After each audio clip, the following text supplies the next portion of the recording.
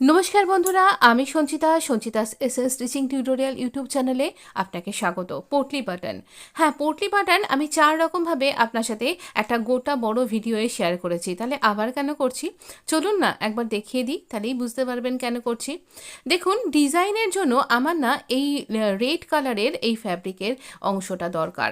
তো এই কুর্তিটা একটা এ লাইন পকেট কুর্তি, আমি এর আগে শেয়ার করেছিলাম। তো আপনার যদি মনে হয় এই যে বাদনি যেই ব্লকগুলো রয়েছে এটা নেবেন, তাহলে আপনি সেখানটাতে কিন্তু এইভাবে পটলিটা লাগাতে পারেন। মানে আমি এখানে থার্মোকল বল লাগালাম, যেটা একটু ক্যামেরা থেকে সরে গেছিলো, আমি আবারও দেখিয়ে দিচ্ছি। এবার ভালো করে সুতোটাকে পেঁচাবো আর একটু নিচ পর্যন্ত ভালো করে জড়িয়ে নেব। তারপর এখানে গিঁট দেবো। একটু নিচ অবধি কেন জড়াতে বলছি, তাহলে আপনি যখন এটা স্টিচ করবেন গার্মেন্টের সাথে, আপনার পক্ষে স্টিচ করতে সুবিধা হবে। এই রকমভাবে ফাঁস দিয়ে দিয়ে কয়েকটা গিঁট লাগিয়ে নেবেন। আমি যে ডিজাইনটা তৈরি করছি সেখানে আমার একটু এই রকম চেরি টাইপের লাল এই রকম রঙটা দরকার, তাই জন্য আমি এইখান থেকে নিচ্ছি। দেখুন, কোনো মাপ করে কিন্তু কাট করিনি। আগের বার আমরা মাপ করে কাট করে দেখিয়েছিলাম, এখানে কোনো মাপ করবার জায়গায় নেই, কারণ ওই রকম কোনো পজিশান করে কাট করবার অবস্থা নেই। তো এই সময় যখন এখানে নিয়েছি আমি এই রকমভাবে কিছু এরকম ফোম সিট, তাকে আমি 1 ইঞ্চি করে এরকম ফোল্ড করে নিয়েছি বেশ কয়েকটা ফোল্ডিংয়ে।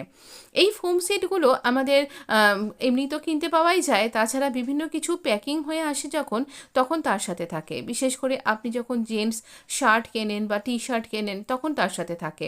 তো এগুলোকে আমি এই রকম বিভিন্ন ক্রাফটিংয়ের কাজে, সেলাইয়ের কাজে ব্যবহার করে ফেলি। তো এটা ভীষণ ভালো লাগে। এইভাবেও পটলি বাটন করা যায়। খুব মোটা করে চাইছেন তাহলে ডবল ফোল্ড করুন, আর পাতলা চাইলে এটাকে এরকমই ফোল্ড করুন। দেখুন, এটাকে ফোল্ড করলাম, আবারও ফোল্ড করলাম, 4টে ফোল্ড করে এরকম একটু মোটা মতন টুকরো করে নিলাম, মোটা মতন করে নিলাম। একটু হাওয়া লাগলেই, জানলা দিয়ে হাওয়া আসছে তাতে করেই উড়ে চলে যাচ্ছে। এবার এটাকেও এই থার্মোকল বলের মতন, এই দেখুন থার্মোকল বলগুলোকে আমি এভাবে রাখি, নাহলে এরাও উড়ে উড়ে পালায়। দেখতে হবে যে থার্মোকল বলের সাইজে এটা আসছে কিনা। যদি থার্মোকল বলের সাইজে আসছে না, তাহলে আর একটুখানি মোটা করুন। এবার এই দেখুন এইখানটায় বসাচ্ছি, যেখানটা আমি নেব আর কি। তো অনেক সময়তে অনেক ডিজাইনে এই যে আমাদের বাতনি প্রিন্টের এই অংশটা, এটাতেও ভালো লাগবে। তো ওরকমভাবেও কিন্তু করা যায়। তো আমি এই জন্য এই অংশটা, এটাকে আর মাপ করে কি করে কাট করব, এটা তো মাঝে মাঝে প্রিন্ট হয়ে রয়েছে, তো এই জন্য এই রকমভাবে করছি। অনেক সময়তেই আমাদের যে সমস্ত গার্মেন্টটা দিয়ে করছি তাতে কোনো ফ্লাওয়ার মোটিভ থাকলে সেই ফ্লাওয়ারটাকে কেন্দ্র করেও আমরা বাটন তৈরি করি। তো সেক্ষেত্রে সেই ফ্লাওয়ারটার মধ্যে এভাবে আপনাকে নিতে হবে। তো কোনো মাপ ছাড়াও কি করে পটলি বাটন করা যায় আপনার ডিজাইনের সুবিধার জন্য, সেটাই শেয়ার করছি আজকে। নিশ্চয়ই বুঝতে পারছেন। যদি বুঝতে অসুবিধা হয় আমাকে আবার কমেন্ট বক্সে লিখে জানান, আমি আবার আপনার জন্য ভিডিও নিয়ে আসব।